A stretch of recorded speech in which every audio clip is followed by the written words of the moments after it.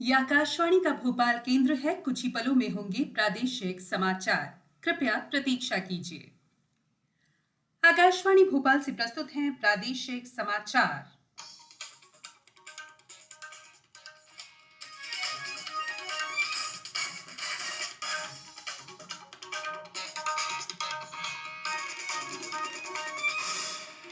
नमस्कार, समाचारों के साथ मैं संयुक्ता बैनर्जी। कोरोना संक्रमण के मद्देनजर सभी श्रोताओं से अपील है कि लापरवाही न बरतें। सभी एहतियाती उपायों का पालन करें और 45 वर्ष से अधिक उम्र के जिन लोगों ने कोविड का पहला टीका लगवा लिया है, सही समय पर दूसरा टीका भी लगवाएं। 3 आसान उपायों का पालन करें और सुरक्षित रहें।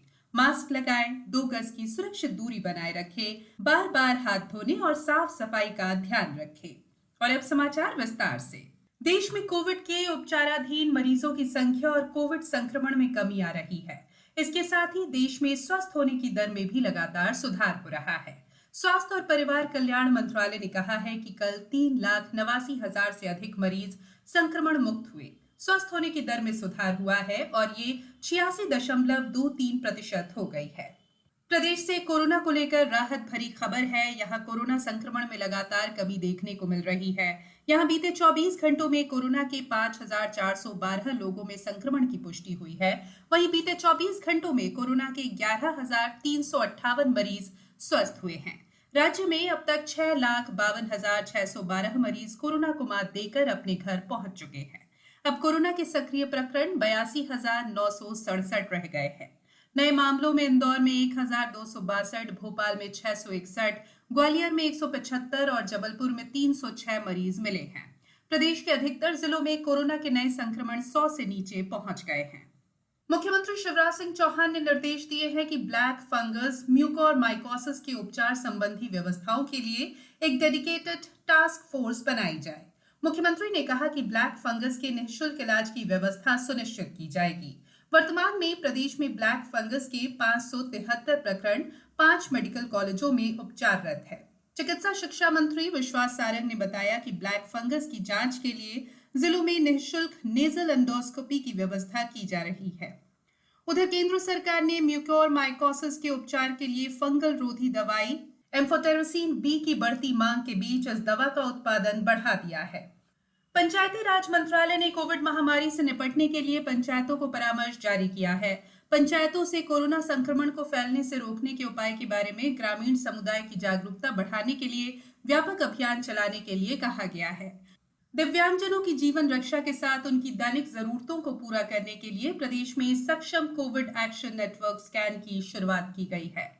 प्रमुख सचिव सामाजिक न्याय और निःशक्तजन कल्याण प्रतीक हजेला ने कहा कि विभाग सक्षम संस्था द्वारा राष्ट्रीय स्तर पर प्रारंभ किए गए नेटवर्क के साथ समन्वय स्थापित कर दिव्यांगों और उनके परिवार को वैक्सीनेशन, परामर्श, टेलीमेडिसिन, राशन आदि की सुविधा उपलब्ध कराएगा। हेल्पलाइन सुबह 8 से रात 8 बजे तक उपलब्ध रहेगी। दिव्यांगजन और परिवार फोन नंबर 0120 690 4999 पर कॉल कर सुविधा का लाभ ले सकते हैं।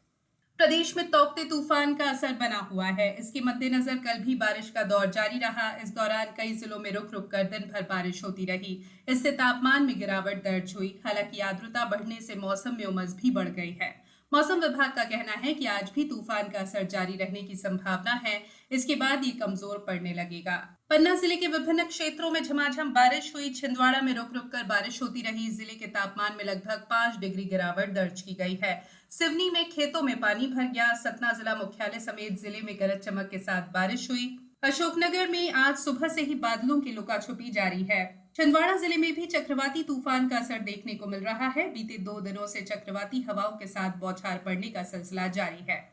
अब कुछ समाचार संक्षेप में। मध्य प्रदेश तृतीय वर्ग शासकीय कर्मचारी संघ ने मुख्यमंत्री को ज्ञापन भेजकर दिवंगत कर्मियों के आश्रितों के दावा और अनुकंपा नियुक्ति के प्रकरणों के निराकरण के लिए समय सीमा निर्धारित करने की मांग की है। खेल और युवा कल्याण विभाग ने राज्य स्तरीय प्रतियोगिताओं में पदक विजेता खिलाड़ियों को दी जाने वाली खेल छात्रवृत्ति के लिए आवेदन जमा करने की अंतिम तारीख 31 मई कर दी है। और अशोकनगर जिले में समर्थन मूल्य पर गेहूं उपार्जन की अंतिम तारीख 25 मई कर दी गई है। इस बुलेटिन में फिलहाल इतना ही। बुलेटिन के अंत में एक अपील, मास्क और 2 गज की दूरी, हाथ धोना भी है जरूरी। नमस्कार।